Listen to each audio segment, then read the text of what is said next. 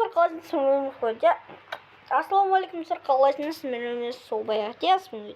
Біз неге видео шықпай кетті деген сұраққа жауап беретін боламыз. Видео лайк басқан тіркеп ана жазып қалған тіркеліп тастайық достар. 300 подписчик өте азған болатын, өте аз қалды, так что жеткізбек.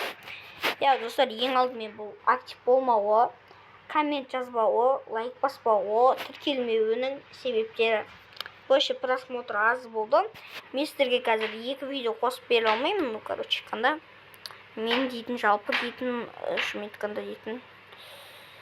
Достар, короче айтқанда, мына 2 видео, осы 2 видео көп просмотр жинаған осылардың бәрі. Но бірақ содан соң менің активім түсіп кетті. Неге екенін білмеймін. 2-3 подписчик болғаннан кейін 200 адамды қызықтыру өте қиын шығар, но білмеймін. Ладно, жалпы ше. Так, сіздерге ана превью ұнаватыр деген ойда, мен осындай әдемі превью жасап, сіздерге соны талқылап отырмыз достар. Сіздерге жақын маңда керемет видеоны, 2 видеоны мен дайындап қойдым. Біріншісі ол влог болады, екіншісі не болады, не дейсіз? Ұмытқалмыз. Так, қазір айтам. Екіншісі билд батл болады. Болу мүмкін, болады или болмайды. Короче, бірақ влог күтіңдер. Влог смело болады. Или болады, болмайды, оны көреміз.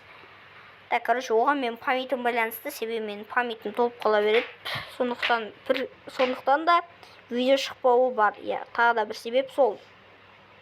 И сосын ол телефонның қатуына байланысты, тағы да басқасына байланысты видео шықпай кетті. В общем, достар, бізде осымен біздің видеомыз соңына жеткен болатын. Сіздерге осымен сол лайк басқан тіркеп жарылып кетейік. Сіздермен болмыз. Пока-пока, чао.